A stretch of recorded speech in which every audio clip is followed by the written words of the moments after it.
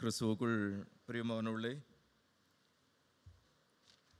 இந்த நாளிலும் சற்று நேர சிந்தனைக்கு ஆதாரமாக தெரிந்து கொண்ட திருவசனம் நாம் பாடமாக படிக்க கேட்ட லூக்கா எழுதிய நற்செய்தி நூல் 18வது அதிகாரத்தின் 14வது வசனம். Look chapter 18 verse 14. ஒருவர் படிக்கலாம்.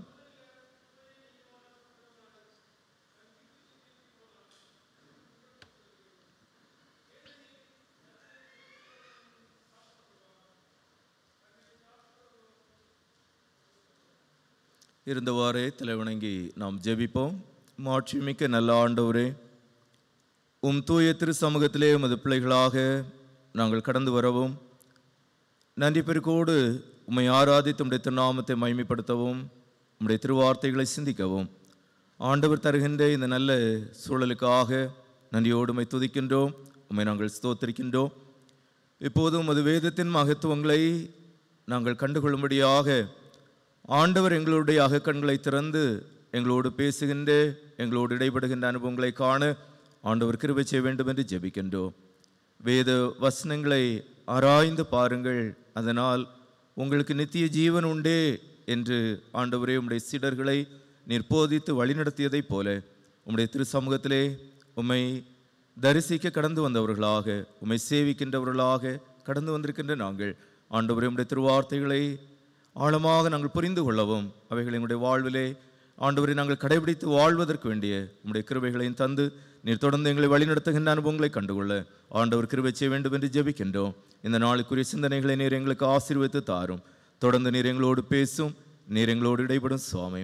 மீட்பர் இயேசுவின் நாமத்தில் வேண்டுகின்றோம் பிதாவே, ஆமென். கிறிஸ்துவுக்குள் பிரியமானவர்களே, இந்த நாளிலும் லூக்கா 18வது அதிகாரத்தின் 14வது வசனத்தை நாம் படிக்கின்ற போது, அவன் அல்ல, இவனே நீதிமானாக்கப்பட்டவனாய் தன் வீட்டுக்கு திரும்பி போனான் என்று உங்களுக்கு சொல்லுகிறேன் என்று ஆண்டவர் இயேசு கூறிய வார்த்தையை நாம் காண்கின்றோம். The prayer that pleases the Lord. ஆண்டவரை பிரியப்படுத்துகின்ற ஒரு ஜெபம் எது என்பதை இந்த நாளுக்குரிய இந்த திருமறை பகுதியானது வெளிப்படுத்துகின்றதாக இருக்கின்றது. லூக்கா 18வது அதிகாரத்தின் 9 முதல் 14 வரையிலும் உள்ள வசனங்களிலே ஆண்டவர் கூறுகின்ற இந்த உவமையானது அதை வெளிப்படுத்துகின்றது. லூக்கா எழுதிய நற்செய்தி நூலிலே நாம் படிக்கின்ற போது, ஆண்டவர் இயேசு தன்னுடைய ஊழியத்தினில் எருசலேம் தேவாலயத்திற்கு அநேக முறை சென்றிருக்கின்றார். எனினும் இந்த திருமறை பகுதியிலே நாம் படிக்கின்ற போது அவர் தன்னுடைய முகத்தை எருசலேமுக்கு நேராக திருப்பியவராக தன்னுடைய சீடர்களோடு ஒரு நெடிய பயணத்தை அவர் மேற்கொள்கின்றவராக இருக்கின்றார். இந்த நெடிய பயணத்திலே ஆண்டவர் கொடுக்கக்கூடிய போதனைகள் ஏராளமானவைகளாக இருக்கின்றது. அது மத்தேயு நற்செய்தி நூலுக்கும் லூக்கா நற்செய்தி நூலுக்கும் இடையே இருக்கக்கூடிய சில வேறுபாடுகளையும் உள்ளடக்கியதாக இருக்கின்றது. அந்த செட்டிங் என்பது ஒருவேளை மத்தேயு எழுதிய நற்செய்தி நூலிலே மலை பிரசங்கத்திலே கொடுக்கப்படுகின்ற அநேக இறை வார்த்தைகள் எல்லாம் லூக்காவினுடைய நரேஷன் அடிப்படையிலே அவைகள் பிளெயினில், அதாவது சமவெளி பூமியிலே கொடுக்கப்படுகின்றவைகளாக இருக்கின்றவைகளை எல்லாம் நாம் காண முடியும். எனினும் இங்கே 18வது அதிகாரத்திலே நாம் வருகின்ற போது ஆண்டவர் இயேசு ஜெபத்திற்கு அடுத்த காரியங்களை அதிகமாக வலியுறுத்துகின்றதை நாம் பார்க்கின்றோம். ஆக இந்த எருசலேம் தேவாலயத்தை நோக்கி அவர் பிரயாணித்து கொண்டு இருக்கின்ற போது தன்னோடு கூட வருகின்றவர்களுக்கு அநேக காரியங்களை அவர் உவமைகளாக கூறுகின்றதை இந்த லூக்கா நற்செய்தி நூலிலே நாம் படிக்கின்றவர்களாக இருக்கின்றோம். சிறப்பாக 18வது அதிகாரத்தின் 1வது வசனத்திலே நாம் படிக்கின்ற போது, சோர்ந்து போகாமல் எப்பொழுதும் ஜெபம் பண்ண வேண்டும் என்பதை குறித்து அவர்களுக்கு ஒரு உவமையை சொன்னார் என்று நாம் பார்க்கின்றோம். ஆக அடுத்தது திரும்பவும் வருகின்ற போது 2வது உவமையாக இந்த அதிகாரத்திலே கொடுக்கப்படுகின்ற அடுத்ததொரு உவமை என்பதும் ஜெபத்தை மையப்படுத்தியதாகவே இருக்கின்றது. எனினும் இந்த ஜெபத்திற்கு அடுத்த காரியங்களாக ஆண்டவர் இந்த உவமைகளை சொன்னாலும் அதற்கு உள்ளதாக மறைந்திருக்கக்கூடிய காரியம் என்ன என்று சிந்திக்கின்ற போது அது ஆண்டவருடைய original message. Repent, the kingdom of heaven is at hand. மனம் திரும்புங்கள், பரலோக ராஜ்யம் சமீபித்திருக்கிறது என்பதுவே ஆண்டவருடைய அருட்பணியினுடைய துவக்க அருளுரையாகவே இருந்தது. அதே அருளுரையை வேறு வேறு விதங்களில் ஆண்டவர் இன்னும் உவமைகளின் மூலமாக மக்கள் புரிந்து கொள்ளுகின்ற விதத்திலே அவர் எடுத்து கூறுகின்றவராக இருக்கின்றதை நாம் பார்க்கின்றோம். ஆக 18வது அதிகாரத்தின் முதல் வசனங்களிலே அங்கே ஒரு நியாயாதிபதி, அவன் தேவனுக்கு பயப்படாதவன், மனுஷரை மதியாதவன் என்கின்ற ஒரு நிலைமையில் இருக்கின்றவனிடத்தில் ஒரு ஏழை விதவை தாய் சென்று அவனிடத்தில் ப்ளீட் பண்ணி அவங்களுக்கு ஜஸ்டிஸ் செய்வதற்கு அவர்களுடைய ஜெபம் எவ்வண்ணமாக அமைந்தது என்று சொல்லுவதை ஆண்டவர் அங்கே வலியுறுத்துகின்றவராக இருக்கின்றார். அடுத்ததாக வருகின்ற இந்த திருமறை பகுதியிலே ஆண்டவர் எவ்வண்ணமாக ஜெபம் என்பது இறைமக்களுடைய வாழ்வினில் அமைய வேண்டும் என்பதை வலியுறுத்துகின்றதை நாம் பார்க்கின்றோம். ஆண்டவர் இங்கே சொல்லுகின்ற போது 2 நபர்கள் ஜெபிக்க சென்றார்கள் என்று கூறுகின்றதை நாம் பார்க்கின்றோம். 10வது வசனத்திலே நாம் படிக்கின்றோம். லூக்கா 18வது அதிகாரத்தின் 10வது வசனத்திலே 2 மனுஷர் ஜெபம் பண்ணும்படி தேவாலயத்திற்கு போனார்கள். ஒருவன் பரிசேயன், மற்றொருவன் ஆயக்காரன். ஆக இறைமக்களுடைய வாழ்க்கையில் ஆண்டவருடைய சமூகத்தை நாம் நாடுகின்றவர்களாக இருக்கின்றோம். எதற்கு என்று சொல்லுகின்ற போது இங்கே திருமறை சொல்லுகின்றது, அவங்க எதுக்காக போனாங்க? ஜெபம் பண்ணுவதற்காக போனார்கள் என்று கூறுகின்றார். ஆனால் இன்றைக்கி இருக்கக்கூடிய உலகத்தில் மக்கள் வழிபாட்டு தலங்களுக்கு அல்லது தேவாலயங்களுக்கு வருகின்றார்கள் என்று சொல்லுகின்ற போது அதற்கு பின்பு நிறைய காரியங்கள் இருக்கின்றது என்று கூறுவார்கள். ஒருவேளை நாம் எல்லாரும் ஜெபிப்பதற்காக தான் ஆண்டவருடைய சமூகத்திலே கடந்து வருகின்றவர்களாக இருக்கின்றோம். எனினும் அதை தொட்டு நிற்கக்கூடிய காரியங்கள் எவைகள் என்பதை நாம் சிந்தித்து பார்க்க அழைக்கப்படுகின்றவர்களாக இருக்கின்றோம். சிலருக்கு தேவாலயம் அல்லது ஆண்டவருடைய சமூகத்திற்கு கடந்து வருவது என்று சொல்லுகின்றது, ஞானஸ்நானத்தை கடந்து வருவாங்க, அடுத்து திருவிருந்துக்கு கடந்து வருவாங்க, அடுத்து திருமணத்திற்கு கடந்து வருவாங்க, அதுக்கப்புறம் வாழ்க்கையின் கடைசி நிலைமைக்கு தான் கடந்து வருவார்கள் அப்படின்னு சொல்லுகின்ற நிலைமையில் வாழுகின்றவர்கள் இருக்கின்றார்கள்.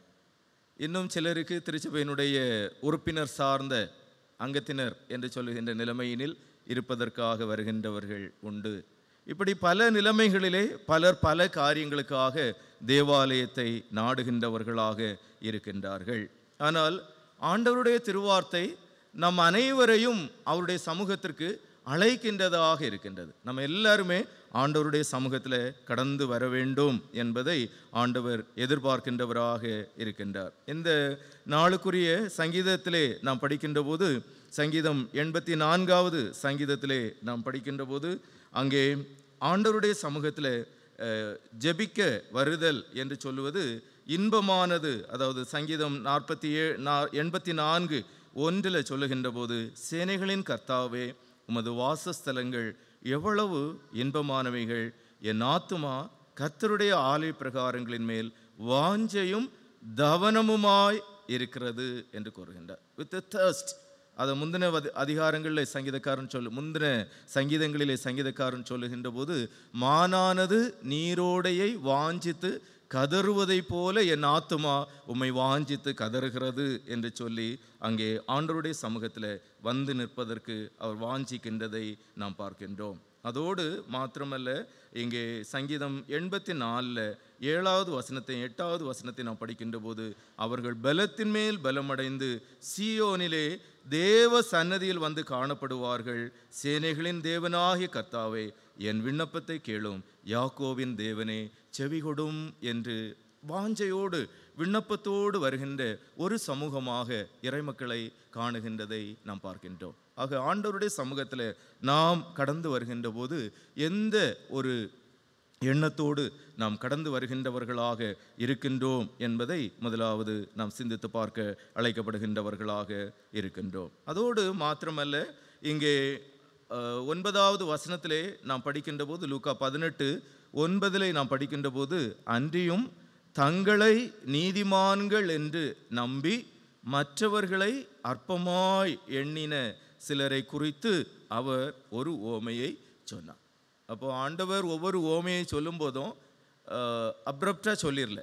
Y he said that parable அப்படின்னு சொல்லுகிறதற்கான ஒரு introductory explanation or the purpose behind that என்பதை இங்கே லூக்கா கொடுத்து கொண்டே வருகின்றார். முதலாவது 18வது அதிகாரத்தில் ஜெபத்தை குறித்து ஒரு த விடோஸ் ப்ரேயர் என்று கூட நாம் கூறலாம். ஒரு விதவையின் ஜெபத்தை அவர் சொன்னார் என்று சொல்லுகின்ற போது you should not get discouraged. வாழ்க்கையில் அநேக நேரங்களில் நம்ம சோர்ந்து போகின்றவர்களாக இருக்கின்றோம்.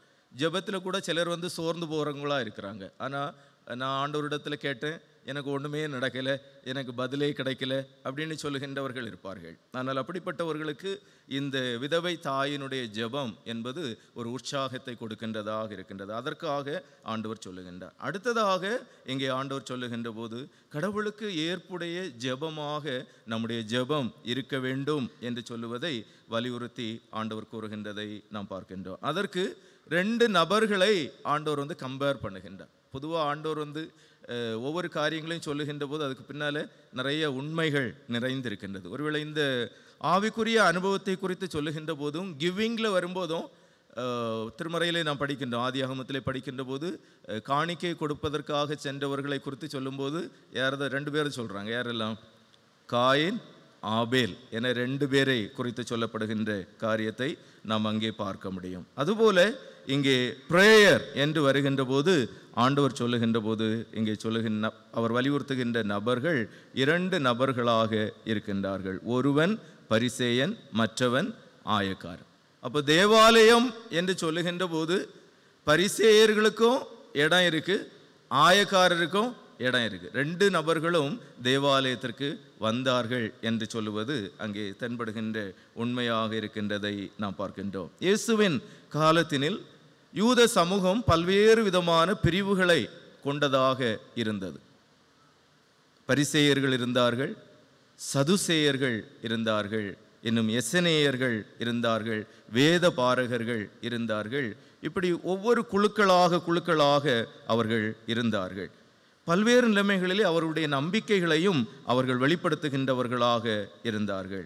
ஆனால் ஆண்டவருக்கு அதிக நேரம் நேரடியாக கடிந்து கொள்ளுகின்ற அனுபவங்களை பெற்றவர்கள் யாருன்னு சொன்னால் இந்த பரிசேயர்கள் தான். ஒருவேளை மத்தேயுவிலெல்லாம் படித்தோன்னு சொன்னால் பரிசேயர்களே உங்களுக்கு ஐயோ ஐயோ என்று சொல்லி டைரக்ட்லி த லார்ட் கண்டம்ஸ் தம், அல்லது ஓ அன்டு யூ என்று சொல்லி அநேக நேரங்களிலே பரிசேயர்களை ஆண்டவர் கடிந்து கொள்ளுகின்றவராக இருக்கின்றார். அதே நேரத்தில் ஆண்டவருக்கு அநேக பரிசேய நண்பர்களும் இருந்தார்கள். பரிசேயனாகிய நிக்கோதேமு ஆண்டவருடைய நண்பனாக இருந்தார் என்பதை யோவான் நற்செய்தியின் வாயிலாக நாம் அறிகின்றவர்களாக இருக்கின்றோம்.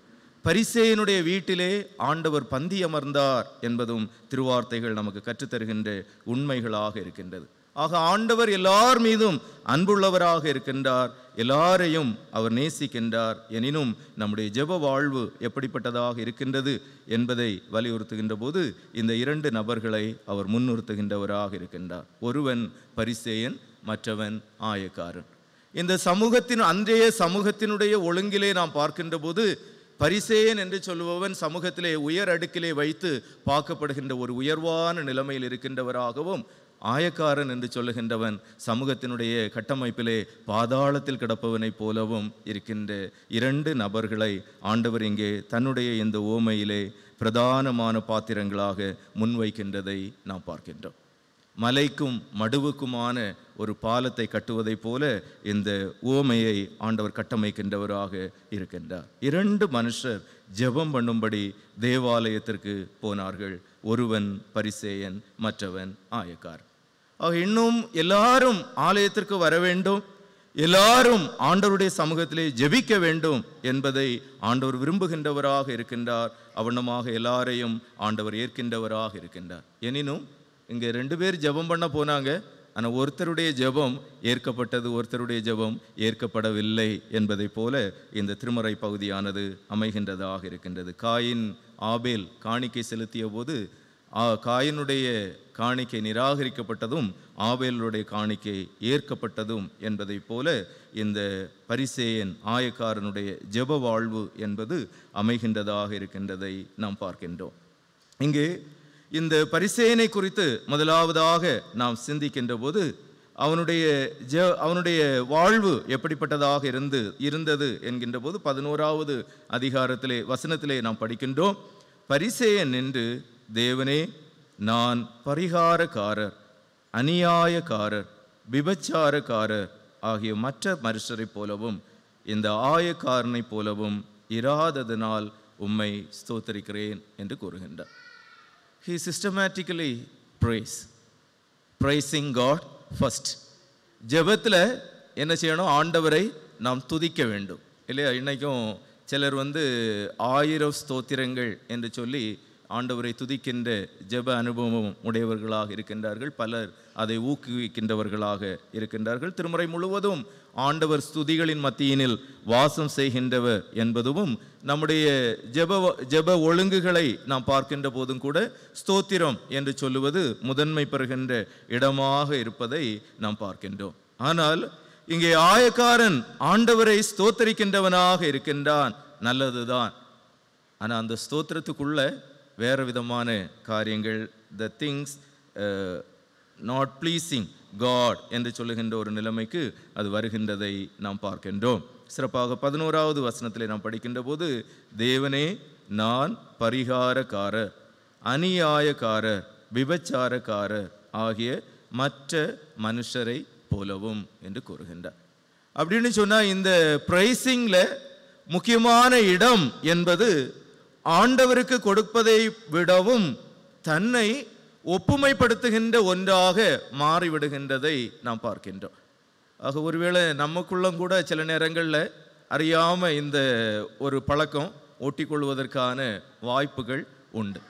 கம்பேரிங் வித் அதர்ஸ், மற்றவங்களை பார்க்கும்போது, ஆண்டவரே நீர் எங்களை எவ்வளவு மேன்மையாக வச்சிருக்கிறீர், மற்றவங்களை பார்க்கும்போது நீர் எங்களுக்கு என்னதெல்லாம் செய்திருக்கிறீர் அப்படின்னு சொல்லுகின்றது ஒருவேளை நமக்குள்ளேயும் இந்த விதமான ஒரு பரிசேய மனநிலைமையை கொண்டு வருவதாக இருக்கின்றதோ என்று சொல்லுகின்ற ஒரு கேள்வி நம்முடைய ஜெப வாழ்வினிலே, நம்முடைய ஆவிக்குரிய வாழ்வினிலே மிக அவசியமானதாக இருக்கின்றது என்பதை திருமறை நமக்கு வலியுறுத்துகின்றதாக இருக்கிறது.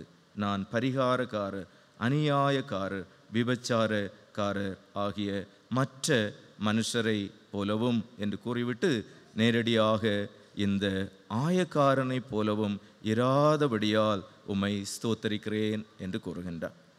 ஆக கம்பேரிங் வித் அதர்ஸ் என்று சொல்லுவது ஆண்டவரை ப்ளீஸ் பண்ணக்கூடிய ஒன்றாக இருக்காது என்பதை இந்த திருமுறை வார்த்தைகள் நமக்கு வலியுறுத்துகின்றதாக இருக்கின்றதை நாம் பார்க்கின்றோம். அடுத்ததாக அதே ஆயக்காரனுடைய ஜெபத்திலே நாம் சிந்திக்கின்ற போது 12வது வசனத்திலே, வாரம் 2 தரம் உபவாசிக்கிறேன், என் சம்பாத்தியத்திலெல்லாம் தசமபாகம் செலுத்தி வருகிறேன் என்று தனக்குள்ளே ஜெபம் பண்ணினான் என்று நாம் பார்க்கின்றோம். அப்போ ப்ரேயரில் அடுத்த ஸ்டேஜ் என்னன்னு சொல்லும்போது he prayed within himself அப்படின்னுட்டுள்ளதை நாம் பார்க்கின்றோம். ஒருவேளை இந்த ஆயக்காரனுடைய இந்த ஜெபத்தை குறித்து 2 விதமான காரியங்களை திருமறையினுடைய வேத அறிஞர்கள் குறிப்பிடுகின்றார்கள். ஒன்று, he prayed within himself. அடுத்தது என்னன்னு சொன்னால், லைக் இந்த தேவாலயத்தில் கொஞ்சம் மேலே உயர்வான ஒரு இடத்துல நின்று நான் எப்படிப்பட்ட ஆளுன்னு சொல்லி கொஞ்சம் தன்னை வெளிப்படுத்தி காட்டுவதை போல இருக்கக்கூடிய ஒரு சூழல் என்று சொல்லி அதை விவரிக்கின்றவர்களாக இருக்கின்றார்கள். ஆக இந்த ஜெபம் ஒரு பகட்டான ஒரு மாய்மாலமான தன்மையை வெளிப்படுத்துகின்றதாக இருக்கின்றது என்பதை திருமறை வலியுறுத்துகின்றது. 18வது வசனத்தில் நாம் படிக்கின்ற போது அங்கே அவன் சொல்லுகின்றான், வாரத்தில் 2 தரம் உபவாசிக்கிறேன். யூத மரபினிலே உபவாசம் என்று சொல்லுவது ஒரு நாள். அவங்களுடைய இந்த பஸ்கா பண்டிகைக்கான கொண்டாட்டத்திலே வரக்கூடிய ஒரு உபவாசம் என்று சொல்லுவது எதிர்பார்க்கப்படுகின்ற ஒன்றாக இருக்கிற. வருஷத்தில் நீ ஒரு நாள் உபவாசித்தாலே போதும்னு சொல்லுகின்ற நிலைமையில் ஆண்டவர் சொல்லியிருக்கின்றார். ஆனால் இந்த ஆயக்காரன் என்ன சொல்லுகின்றான், ஆண்டவரே நீ வருஷத்தில் ஒரே ஒரு நாள் என் சமூகத்தில் உபவாசமாக வா, உபவாச நாளை, பரிசுத்த நாளை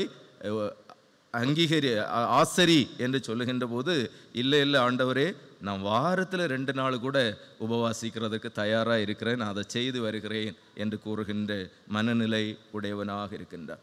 அடுத்தது அந்த ஆயக்காரன் சொல்லுகின்றான், என் சம்பாத்தியத்தில் எல்லாம் தசமபாகம் செலுத்தி வருகிறேன். உனக்கு உன்னுடைய விளைச்சல்ல, உனக்கு உண்டாக்குறதுல 10ல் 1 நீ கொடுத்தா போதும் அப்படின்னு சொல்லி ஆண்டவர் சொல்லுகின்றார். ஆனால் ஆயக்காரன் சொல்லுகின்றான், இல்லை ஆண்டவரே, எனக்கு நீ என்ன தந்திருக்கிறீரோ, வாட் எவர் கம்ஸ் இன், அதில் எல்லாத்துலேயுமே நான் உமக்கு என்ன செய்துடுறேன், 10ல் 1 கொடுக்குறேன் அப்படின்னு சொல்லி, என் சம்பாத்தியத்தில் எல்லாம், தி என்டையர் வெல்த், முழு சம்பாத்தியத்திலையும் உமக்கு நான் தசமபாகம் செலுத்துகின்றவனாக இருக்கிறேன் என்று சொல்லி, ஒன்று தன்னையும் பிற மனிதர்களையும் கடவுளுடைய சமூகத்தில் வந்து ஒப்புமை பார்த்து ஜெபிக்கின்ற ஒரு ஜெபமாக இருக்கின்றது. அடுத்தது, கடவுள் கொடுத்திருக்கக்கூடிய நியாயப்பிரமாணங்களை காட்டிலும் அதை விடவும் மேலே நான் ஒருபடி நிற்கிறேன் அப்படின்னு சொல்லி ஆண்டவருடைய சமூகத்தில் நிற்கக்கூடியதை பார்க்கின்றோம். அப்படின்னு சொன்னால் தி செல்ஃப் ரைச்சஸ்னஸ் என்பது எவ்வளவு உயர்ந்து நிற்கக்கூடிய ஒரு நபராக இவருடைய ஜெபம் வெளிப்படுகின்றது என்பதை ஆண்டவர் காணுகின்றார். ஆக 2 மனிதர்கள் ஜெபம் பண்ணுவதற்காக போனார்கள். ஒருவன் பரிசேயன், இன்னொருவன் ஆயக்காரன். இன்னும் ஆண்டவருடைய சமூகத்தில் நாம் கடந்து வந்திருக்கின்ற போது ஆண்டவர் நம்மையும் இந்த 2 பேரில் யாராவது ஒருத்தராக தான் இருக்கணும்னு சொல்லி பார்க்கின்றார்.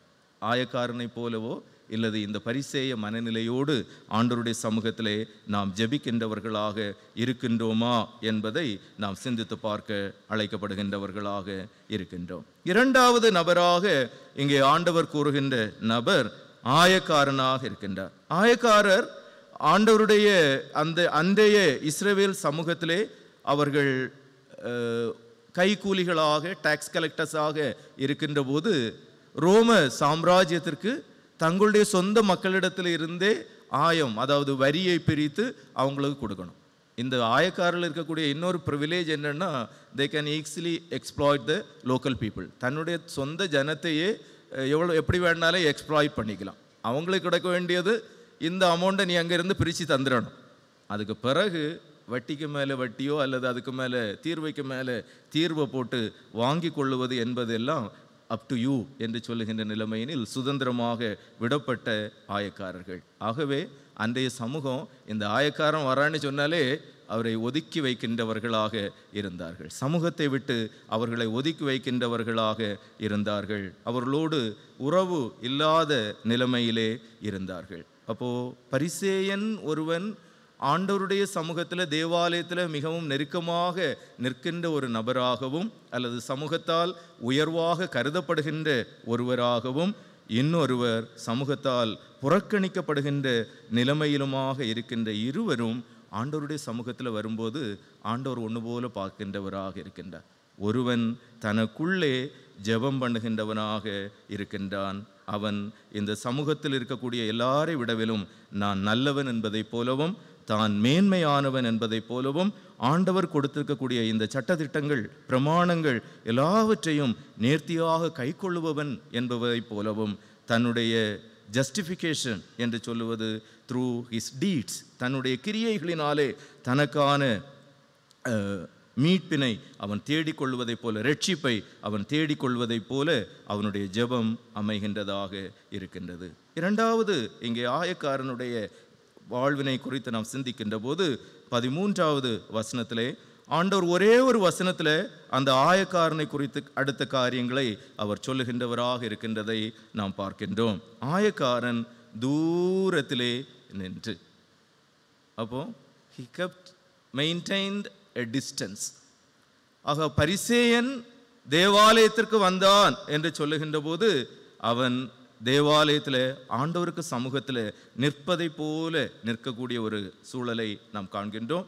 இங்கே இந்த ஆயக்காரன் தூரத்திலே நின்றான் என்று சொல்லுகின்ற போது அன்னைக்கு இருந்த சமூகத்தினுடைய சூழல்ல, ஒருவேளை தேவாலயத்துக்குள்ளே வந்திருந்தா மேபி அந்த சமூகமே கூட யூ கெட் அவுட்னு கூட சொல்லியிருக்கலாம். இல்லைன்னு சொன்னால் அவனை தாக்கன்னா கூட என்னதான் செய்திருக்கலாம், அப்படி கூட செய்திருக்க முடியும். அப்படிப்பட்ட ஒரு லைஃப் த்ரெட்டனிங் சிச்சுவேஷனில் அவன் வந்து தூரத்தில் நிற்கின்றவனாக அவன் காணுகின்றான். ஆயக்காரன் தூரத்திலே நின்று தன் கண்களையும் வானத்திற்கு ஏறெடுக்க துணியாமல் தன் மார்பிலே அடித்து கொண்டு, தேவனே, பாவியாகி என் மேல் கிருபையாயிரும் என்று கூறுகின்றார்.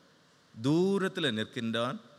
கண்களையும் வானத்திற்கு ஏறெடுப்பதற்கு துணிவு கொள்ளாமல் தன் மார்பிலே அடித்து கொண்டு, மார்பிலே அடித்து கொள்ளுதல் என்று சொல்லுவது இந்த ரிப்பெண்டன்ஸ் எக்ஸ்பீரியன்ஸுக்கான ஒரு வெளிப்பாடு என்றே திருமறையின் அறிஞர்கள் கூறுகின்றவர்களாக இருக்கிறார்கள். அதாவது ஃபீலிங் த கில்ட், அதாவது தனக்குள்ளதாக மனஸ்தாபப்படுகின்ற ஒரு அனுபவத்தை, வருந்துகின்ற ஒரு அனுபவத்தை அது வெளிப்படுத்துகின்றதாக இருக்கின்றது. அதோடு மாத்திரமல்ல, அவனுடைய ஜெபம் என்று சொல்லுவது ஒரு சின்ன ஜெபமாக இருக்கின்றது. ஒருவேளை குட்டி சாமுவேல்னு சொல்லி பிள்ளைங்க இந்த வருஷம் விபிஎஸ்ல இறைவார்த்தைகளை எல்லாம் கற்றுக்கொண்டிருக்கின்றார்கள், பாடல்களை எல்லாம் கற்றுக்கொண்டிருக்கின்றார்கள். சாமுவேலுக்கு ஏலி சொல்லி கொடுத்த ஜெபம் என்னது? கர்த்தாவே சொல்லும், அடியேன் கேட்கிறேன். ஸ்பீக் லார்ட், தை சர்வன்ட் லிசனத். ஆனால் இங்கே ஆயக்காரன் ஜெபிக்கின்ற ஜெபம், தேவனே, பாவியாகி என்மேல் கிருபையாய் இரும். Lord have pity, O God have pity on me என்று சொல்லி அவன் ஜெபிக்கின்ற ஜெபமாக இருக்கின்றது. ஒருவேளை கல்வாரி சிலுவையில், ஆண்டவருடைய சிலுவையில், ஆண்டவரோடு கூட சிலுவையில் அறையப்பட்ட கள்வர்களில் ஒருவன் ஜெபித்த ஜெபம் என்னதுதான்? ஆண்டவரே, நீர் பரலோக ராஜ்யத்தில் வரும்போது, உம்முடைய ராஜ்யத்தில் வரும்போது அடியேனை நினைத்தருளும். Just you remember me Lord என்று சொல்லி ஹீ ப்ரேட். இங்கே ஆயக்காரன் தூரத்தில் நின்று ஆண்டவரிடத்தில் ஜெபிக்கின்ற ஒரு ஜெபம், ஹேவ் மர்சி ஆன் மீ. ஆண்டவரே, என்மேல் கிருபையாயிரும். I have nothing to compare with this society. I have nothing to compare with you and your law. ஆண்டவரே, இந்த சமூகத்தோடு ஒப்பிட்டு பார்ப்பதற்கு என்னிலே ஒன்றுமே இல்லை. உம்முடைய நியாயப்பிரமாணங்களோடும் உம்முடைய நீதி நியாயங்களோடும் என்னை ஒப்பிட்டு பார்ப்பதற்கு என்னில் ஒன்றுமில்லை. நான் என்னில் சூனியமானவனாக அல்லது ஒன்றுமில்லாதவனாக இருக்கின்றேன் என்று சொல்லுகின்ற நிலைமையில் ஐ நீட் யுவர் கிரேஸ் என்று கேட்கின்றார். ஐ நீட் யுவர் மர்சி என்று கேட்கின்ற ஒரு அனுபவத்தை நாம் காண்கின்றோம். ஆக இந்த ஒரு ஜெபம் என்று சொல்லுவது அவனை நீதிமானாக்கியது என்று ஆண்டவர் கூறுகின்றார். A prayer that pleases the Lord. ஆண்டவரை பிரியப்படுத்துகின்ற ஒரு ஜெபம் என்று சொல்லுவது இங்கே கிருபைக்காக ஏங்கி நிற்கின்ற ஒன்றாக இருக்கின்றதை நாம் பார்க்கின்றோம். ஆகவே இந்த உலகத்தில் இருக்கக்கூடிய எல்லா மனிதர்களும் கடவுளுக்கு முன்பதாக பிச்சைக்காரர்களாகவே இருக்கிறார்கள் என்று ஒரு தெய்வ பண்டிதர் குறிப்பிடுகின்றார். We all are beggars in front of God என்பதை இந்த ஜெபம் வலியுறுத்துகின்றது. ஒருவேளை நம்ம யாரும் அதை நினைக்கிறதில்லை. நம்ம எல்லாரும் தெருவில் நம்மகிட்ட வந்து கொஞ்சம் பிச்சை கேட்குறவங்க, நம்மகிட்ட ஹெல்ப் கேட்குறவங்களுக்கு நம்ம சில நேரம் கொடுப்போம், இல்லைன்னு சொன்னால் கொஞ்சம் முகத்தை திருப்பிடுவோம், ஏதாவது செய்திருவோம். ஆனால் as per this prayer நம்ம எல்லாருமே கடவுள் நமக்குன்னு சொல்லி ஒரு பிச்சை போட்டால் தான் இந்த உலகத்தில் வாழ முடியும் அப்படின்னு சொல்லுவதை திருமறை நமக்கு கற்றுத்தருகின்றதாக இருக்கின்றது. அப்படின்னு சொன்னால் how we need to long the presence of the God, how we need to pray in the presence of God. கடவுளுடைய சமூகத்தை மான்கள் நீரோடை வாஞ்சித்து கதறுவதை போல என் ஆத்துமா உம்மை வாஞ்சிக்கிறது என்று சங்கீதக்காரன் சொல்லுகிறான் என்று சொன்னார். Lord, without you I have no life on this earth. இந்த உலகத்தில் நீர் இல்லாமல் எனக்கு வாழ்க்கை இல்லை, நீர் இல்லாமல் எனக்கான ஒரு பொசிஷன் இல்லை, நீர் இல்லாமல் இந்த உலகத்தில் எனக்கான ஒரு அக்செப்டன்ஸ் இல்லை. எனக்கென இந்த உலகத்தில் இருப்பவைகள் எல்லாம் உம்மால் எனக்கு உண்டானவைகளாக இருக்கின்றது. ஐ fully depend upon you என்று சொல்லுகின்ற ஒரு விசுவாச தெளிவு என்று சொல்லுவது கிருபைக்காக வேண்டுகின்ற ஒரு ஜெபமாக சங்கீதக்காரனுடைய வாழ்விலே இருப்பதை நாம் பார்க்கின்றோம். இங்கே ஆயக்காரன் ஆண்டவருடைய சமூகத்திலே வேண்டுகின்றான் என்று சொல்லுகின்ற போது, தேவனே, பாவியாகி என்மேல் கிருபையாயிரும் என்று கூறுகின்றார். He realizes that I am a sinner, I am a sinful man என்று சொல்லுவதை he acknowledges. இந்த சமூகம் மாத்திரம் அவன் பாவின்னு சொல்றது இல்லை, ஆண்டவரே, நானும் ஒரு பாவி என்று சொல்லுகின்ற ஒரு அனுபவத்திற்குள்ளதாக அவன் கடந்து வருகின்றவனாக இருக்கின்றதை நாம் பார்க்கின்றோம். ஆக அதைத்தான் பவுலும் தன்னுடைய நிருபங்களிலே கூறுகின்றார். அநேக நேரங்களில் he tries to justify for his apostleship. தன்னுடைய அப்போஸ்தலத்துவத்திற்காக அநேக நேரங்கள் அவர் தன்னுடைய நிருபங்களிலே போராடுகின்றவர்களாக இருப்பார். அகால பிறவியாக எனக்கும் ஆண்டவர் வெளிப்பட்டார், நான் அப்போஸ்தலர்களில் சிறியவன் என்று சொல்லிக்கொண்டே வருவார். But when he finishes his epistles he says, I am the chief sinner என்று கூறுகின்றார். ஆண்டவரே, நான் பிரதான பாவிகளில் பிரதான பாவி நான் என்று கூறுகின்றார். and the Lord makes him the saint. ஆக ஆண்டவருடைய சமூகத்திலே நாம் குறைவுள்ளவர்கள், ஆண்டவருடைய சமூகத்திலே நாம் பாவிகள் என்று சொல்லுகின்ற ஒரு அங்கீகரிப்பு நமக்குள்ளதாக, அக்னாலஜ்மெண்ட் நமக்குள்ளதாக ஏற்படுகின்ற போது, you know need to live in your sin, you can live a holy life. The Lord is there to help என்று சொல்லுகின்ற நிலைமையினில் அவருடைய கிருபையை ஆண்டவர் கொடுக்கின்றவராக இருக்கின்றார். அப்படிப்பட்ட ஒரு ஆவிக்குரிய வாழ்வு என்று சொல்லுவது நமக்கு அவசியமானதாக இருக்கின்றதை ஆண்டவர் இங்கே வலியுறுத்துகின்றார். ஆக இன்று ஆண்டவருடைய சமூகத்திலே நாம் கடந்து வந்திருக்கின்ற போது நம்முடைய வாழ்வினை சற்று சிந்தித்து பார்ப்போம். 14வது வசனத்திலே ஆண்டவர் கூறுகின்றார், அவன் அல்ல இவனே நீதிமானாக்கப்பட்டவனாய் தன் வீட்டுக்கு திரும்பி போனான் என்று நான் உங்களுக்கு சொல்லுகிறேன். ஆண்டவருடைய சமூகத்தில் நாம் கடந்து வருகின்ற போது with our righteousness we come to the presence of God, we will go empty handed. But if we come into his presence with the unworthiness, ஆண்டவரே உம்முடைய சமூகத்தில் நான் வர்றதுக்கு லாயக்கில்லாதவன், தகுதி இல்லாதவன், உம்மால் நீர் என்னை தகுதிப்படுத்தும் உம்முடைய கிருபைகளை எனக்கு தாரும் என்று சொல்லுகின்ற ஒரு வாஞ்சையோடு நாம் வருவோம் என்று சொன்னால், the Lord will justify you and he will be with you and he will send you with peace என்று சொல்லுகின்ற ஒரு அனுபவத்தை இங்கே ஆயக்காரனுடைய வாழ்விலே நாம் காண்கின்றவர்களாக இருக்கின்றோம். ஆக ஆண்டவர் இங்கே ஒரு பில்கிரிமேஜ் ப்ராசஸில் அவர் போய்கொண்டே இருக்கின்ற போது அவரோடு இணைந்து சென்ற ஜனங்களுக்கு ஆண்டவர் கூறிய இந்த இறை வார்த்தைகள் என்று சொல்லுபவைகள் எது அவருக்கு பிரியமான ஒரு ஜெப வாழ்வு என்பதை வலியுறுத்துகின்றது. என்று ஆண்டவருடைய சமூகத்திலே கடந்து வந்திருக்கின்ற நாமும் ஆண்டவர் நமக்கு ஆண்டவரால் நாம் நீதிமானாக்கப்படுகின்றோம் என்கின்ற உள்ளுணர்வோடு அவருக்கு பிரியமான ஜெப வாழ்வினை தொடர்ந்து நாம் மேற்கொண்டு வாழ ஆண்டவர் நம்ம ஒருவருக்கு உதவி செய்து நம்மை ஆசீர்வதித்து வழி நடத்துவாராக. ஆமென்.